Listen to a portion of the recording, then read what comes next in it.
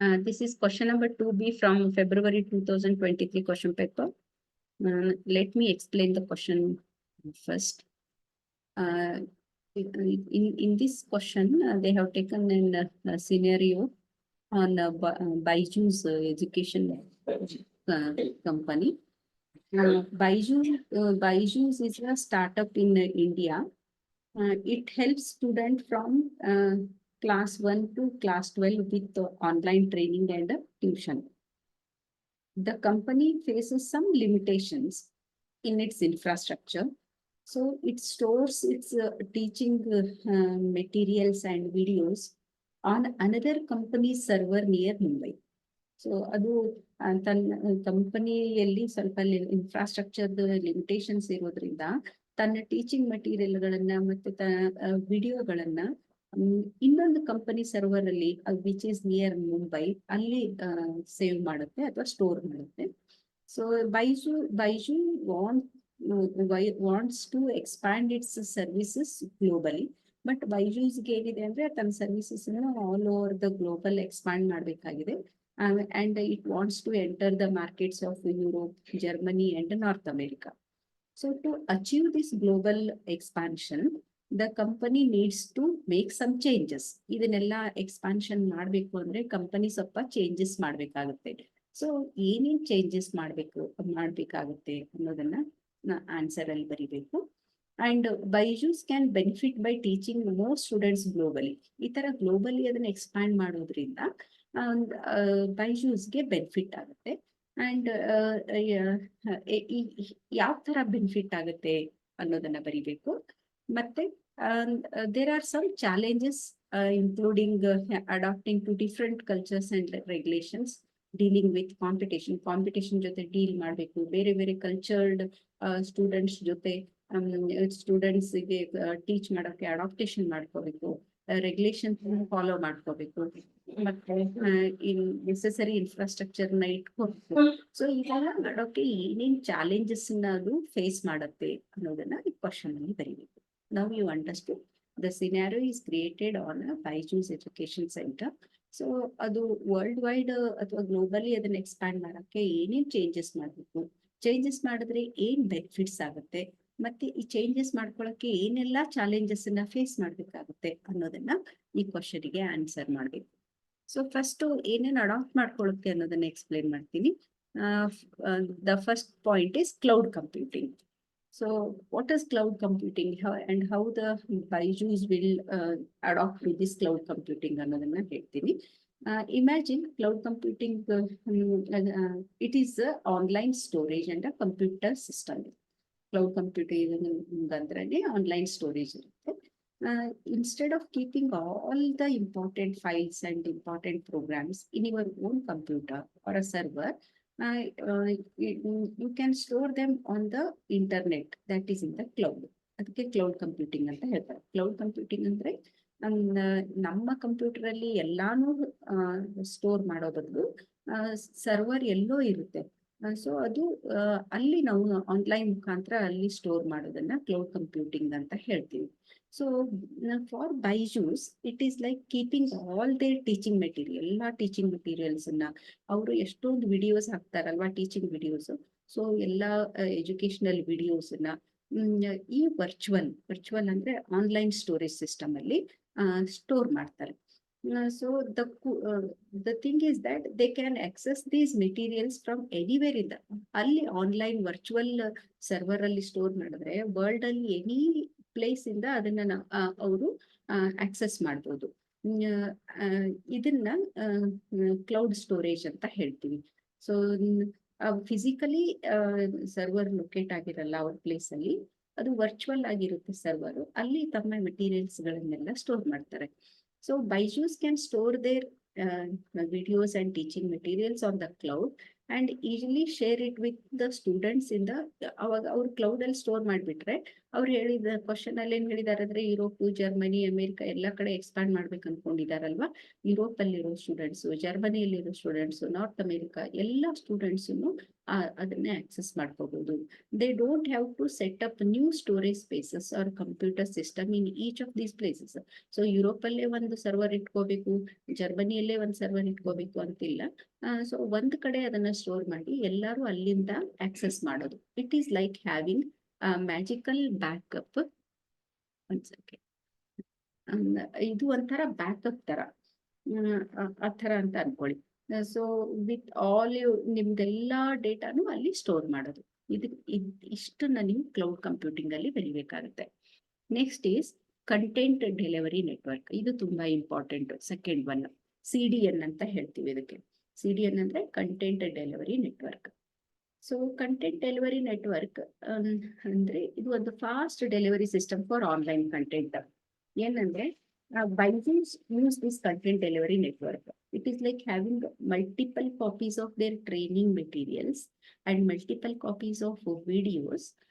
They are stored in different places all over the world. ಒಂದೇ server ಅಲ್ಲಿ store ಮಾಡಿ ಅದಕ್ಕೆ ಬರ್ಡನ್ ಮಾಡೋ ಬದಲು ಡಿಫ್ರೆಂಟ್ ಪ್ಲೇಸ್ ಅಲ್ಲಿ ಸರ್ವರ್ಗಳನ್ನ ಈ ಸರ್ವರ್ ಇನ್ಫ್ರಾಸ್ಟ್ರಕ್ಚರ್ ಇಟ್ಕೊಂಡು ಅಲ್ಲಿ ಎಲ್ಲ ಮೆಟೀರಿಯಲ್ಸ್ ಸೇಮ್ ಮೆಟೀರಿಯಲ್ಸ್ ಎಲ್ಲ ಮೆಟೀರಿಯಲ್ಸ್ ಅಲ್ಲಿ ಡಿಫ್ರೆಂಟ್ ಪ್ಲೇಸಸ್ ಅಲ್ಲಿ all over the world store ಮಾಡೋದು. ಇದನ್ನ ಕಂಟೆಂಟ್ ಡೆಲಿವರಿ ನೆಟ್ವರ್ಕ್ ಅಂತಾರೆ. ಅಂದ್ರೆ ಬೇರೆ ಜಾಗದಲ್ಲಿ ಸರ್ವರ್ಗಳಿದ್ದು ಎಲ್ಲ ಕಂಟೆಂಟ್ ಅನ್ನ ಆ ಸರ್ವರ್ಗಳಲ್ಲಿ ಹಾಕೋದು.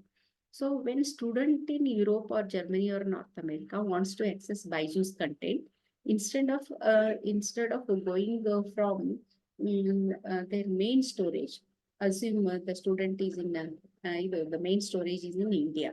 So instead of traveling a long way from main storage, the content is delivered from nearby station.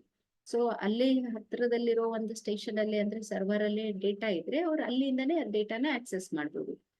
ಅಂದ್ರೆ ಇಂಡಿಯಾದಲ್ಲಿ ಸರ್ವರ್ ಇದ್ರೆ ಇಂಡಿಯಾ ಸರ್ವರ್ ಇಂದ ತಗೊಳ್ಳೋದು ಟೈಮ್ ಡಿಲೇ ಆಗುತ್ತಲ್ವಾ, ಅದ್ರ ಬದಲು ಅವ್ರ ಏರಿಯಾದಲ್ಲೇ ಒಂದು ಸರ್ವರ್ ಇದ್ರೆ ಅಲ್ಲಿಂದ ಡೇಟಾನ ಆಕ್ಸೆಸ್ ಮಾಡೋದು easy.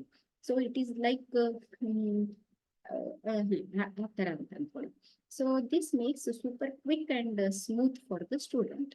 So they can access the learning materials without waiting for a long time for them to load and make whole experience much better. ಇದರಿಂದ ಬೆಟರ್ ಆಗಿ ಎಕ್ಸ್ಪೀರಿಯನ್ಸ್ ಫೀಲ್ ಮಾಡ್ತಾರೆ. This is content delivery network.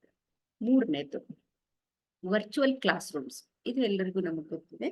So virtual class room ಅಂತಂದ್ರೆ BYJU'S teach students from anywhere in the world through the internet. So it is like having online class room and where students and teachers can see and talk each other. ಅದು same class room ತರನೇ but virtual class room. Students teachers ಮಾತಾಡ್ಬೋದು, students ಮಾತಾಡ್ಬೋದು, doubts clear ಮಾಡ್ಕೋಬಹುದು. It is just like regular class. ನಮಗೆ regular class ತರಾನೇ ಇರುತ್ತೆ but physical presence ಇರೋದಿಲ್ಲ. So this means that students from the different countries can join without travelling. ಅವರು ಇಂಡಿಯಾಗೆ ಬಂದು ಕ್ಲಾಸ್ ಕೇಳಬೇಕಂತಿಲ್ಲ. Without travelling they can join the class. The classes can happen at all times that work for everyone. And if student misses a class, suppose student ಕ್ಲಾಸ್ಗೆ miss ಆದ, suppose physical ಆಗಿದ್ರೆ ಆ class miss ಆದ್ರೆ ಅವ್ರಿಗೆ class ಮಿಸ್ಸೇ ಆಗಿ ಹೋಗ್ಬಿಡುತ್ತೆ. But ಇದು virtual class ಆಗಿರೋದ್ರಿಂದ they can watch the video of it later. So it is like bringing classroom to your computer, ಆ ಥರ. So making learning easy and accessible for students. So no matter where they are, they can access the material, they can access the videos, even though if they miss the class. So this is virtual classroom. Next, these are the technologies they adopted in order to expand their business all over the world. Next is increased scalability. So increased scalability ಅಂತಂದ್ರೆ by the company BYJU'S ಏನಿದೆ ಅಲ್ಲ, the company can provide its educational services to a much bigger group of students without worrying about the running out of the space on its server. So it is like having ಅಂದ್ರೆ ಏನಂದ್ರೆ ಇದು for example, there is a bookstore. The bookstore more and more shelves ಇದೆ ಅಂತ ಅನ್ಕೊಳ್ಳಿ. Bookstores with more and more shelves to accommodate number of books. So, this accessibility allows BYJU'S to handle a large audience, and more students can access their online training and tutorials without facing any limitations. ಇದು ಇಷ್ಟೇ, ಈ ಒಂದು class room ಅಂದ್ರೆ ಇಷ್ಟೇ capacity ಇರ್ತಿರುತ್ತೆ. 60 benches ಇದ್ರೆ 60 ಅಷ್ಟೇ, 60 ಜನ ಕೂಡುವಷ್ಟೇ ದೊಡ್ಡದಾಗಿರುತ್ತೆ class room. So 100 ಜನನ ಅಕಾಮಿಡೇಟ್ ಮಾಡೋಕ್ಕಾಗಲ್ಲ. ಬಟ್ ಈ ತರ ಇದ್ರೆ ವರ್ಚುವಲ್ ಕ್ಲಾಸ್ ರೂಮ್ ಎಲ್ಲ ನಾವು ಕೊಟ್ರೆ ಮೆನಿ ಮೋರ್ ದೆನ್ 60 ಅಂತ ಲಿಮಿಟೇಷನ್ ಇಲ್ಲ, 100 ಸ್ಟೂಡೆಂಟ್ಸ್ ಕೂಡ ಕ್ಲಾಸನ್ನ ಅಟೆಂಡ್ ಮಾಡ್ಬೋದು. ಸೊ ಈ ತರ ಸ್ಕೇಲೆಬಿಲಿಟಿ ಆಗುತ್ತೆ. ವರ್ಚುವಲ್ ಮೋಡಲ್ಲಿ ನಾವು ಲರ್ನಿಂಗ್ ಮೆಟೀರಿಯಲ್ ಟೀಚಿಂಗ್ ಅನ್ನ ಹೇಳ್ಕೊಟ್ರೆ scalability will increases. So that is increased scalability. Next 5th one, improved user experience. So ಇಲ್ಲಿ since BYJU'S uses CDN, that is content delivery network, and virtual classrooms, BYJU'S can make sure that its educational services work really well for students. ಸುಮ್ಮನೆ online ಇದೆ ಅಂತ ಅವರಿಗೆ ಸರಿಯಾಗಿ material ತಲುಪದೇ ಇರೋದು ಆ ಥರ ಅಲ್ಲ. So it should work well for the students wherever they are.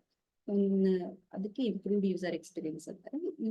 Wherever they are, it is like making sure the videos and teaching materials load super fast and play smoothly. ಸುಮ್ಮನೆ ಹಿಂಗೆ ಒಂದೊಂದ್ಸಲ ತಿರುಗ್ತಾ ಇರುತ್ತೆ, ಬೇಗನೆ ಮೆಟೀರಿಯಲ್ ಸಿಗಲ್ಲ. ಆ ತರ ಆದ್ರೆ ಅದು ಎಕ್ಸ್ಪೀರಿಯನ್ಸ್ ಚೆನ್ನಾಗಿರಲ್ಲ, ಓದೋಕೆ ಇಂಟ್ರೆಸ್ಟ್ ಬರಲ್ಲ. ಸೊ ಇಮಿಡಿಯೇಟ್ಲಿ ವಿಡಿಯೋ ಸಿಗ್ಬೇಕು ಅವರಿಗೆ, ಟೀಚಿಂಗ್ ಮೆಟೀರಿಯಲ್ಸ್ ಲೋಡ್ ಆಗ್ಬೇಕು, ಫಾಸ್ಟ್ ಆಗಿ ಲೋಡ್ ಆಗ್ಬೇಕು, ಮತ್ತೆ ಸ್ಮೂತ್ ಆಗಿ ಆ ವಿಡಿಯೋ ಪ್ಲೇ ಆಗ್ಬೇಕು. ಈ ತರ ಇದ್ರೆ ಇಂಪ್ರೂವ್ಡ್ ಯೂಸರ್ ಎಕ್ಸ್ಪೀರಿಯನ್ಸ್ ಅಂತ ಹೇಳ್ತೀವಿ. Next reduced cost. ಇವೆಲ್ಲ ಬೆನಿಫಿಟ್ಸ್ ಅಲ್ಲಿ ಬರುತ್ತೆ. ಸೊ ರೆಡ್ಯೂಸ್ಡ್ ಕಾಸ್ಟ್ ಅಂತಂದ್ರೆ using cloud computing helps BYJU'S save money. ಹೇಗೆ ಅಂತಂದ್ರೆ they don't have to spend lot on maintaining and updating their own physical server. ಅವ್ರದೇ physical server ಇರೋದೇ ಇಲ್ಲ, ಯಾರ್ದೋ ಸರ್ವರ್ ಅಲ್ಲಿ ಸ್ಟೋರ್ ಮಾಡ್ತಿರ್ತಾರಲ್ಲ, ಅದಕ್ಕೆ ಅದನ್ನ ಮೇಂಟೈನ್ ಮಾಡೋದು, ಸಾಫ್ಟ್ವೇರ್ ನ ಅಪ್ಡೇಟ್ ಮಾಡೋದು, ಅದು ಏನು ಅವ್ರದ್ದು ಕೆಲಸ ಅಲ್ಲ. ಅವ್ರ ಕೆಲಸ ಬರೀ ಸ್ಟೋರ್ ಮಾಡೋದು ಅಷ್ಟೇ.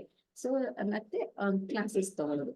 It is like renting storage space in a shared building instead of building and maintaining your own storage ತರ. So with cloud computing, BYJU'S can use someone's powerful computers over the internet. So they only pay for what they need. ಅವ್ರಿಗೆ ಏನ್ ಬೇಕು ಅದಕ್ಕೆ ಮಾತ್ರ pay ಮಾಡ್ತಾರೆ. ಇನ್ಫ್ರಾಸ್ಟ್ರಕ್ಚರ್ಗೆಲ್ಲ maintain ಮಾಡೋದು ಅದಕ್ಕೆಲ್ಲ ಇಲ್ಲ. So this way they avoid high cost of buying and setting up and taking care of their own servers. ತಮ್ಮದೇ ಸರ್ವರ್ ಆಗಿದ್ರೆ ಎಲ್ಲ ಅದನ್ನ ಬೈ ಮಾಡ್ಬೇಕು, ಸೆಟಪ್ ಮಾಡ್ಬೇಕು, ಅದನ್ನ ಕೇರ್ ತಗೋಬೇಕು, ಅದೆಲ್ಲ ಹೈ ಕಾಸ್ಟ್. ಈ ತರ ನಾವು ರೆಡ್ಯೂಸ್ ಮಾಡ್ಬೋದು ಬೇರೆ ಸರ್ವರ್ ಅನ್ನ ಯೂಸ್ ಮಾಡೋದ್ರಿಂದ, ಆನ್ಲೈನ್ ಸರ್ವರ್ ನ ಯೂಸ್ ಮಾಡೋದ್ರಿಂದ. ಸೊ ಇದರಿಂದ ಏನಾಗುತ್ತೆ, ಕಾಸ್ಟ್ ಎಫೆಕ್ಟಿವ್ ಆಗುತ್ತೆ ಮತ್ತೆ ಎಫಿಷಿಯಂಟ್ ಆಗುತ್ತೆ. ಸೊ ಇದು reduced cost. So these are some benefits also. Then what are the challenges? Increased scalability, improved user experience, reduced cost.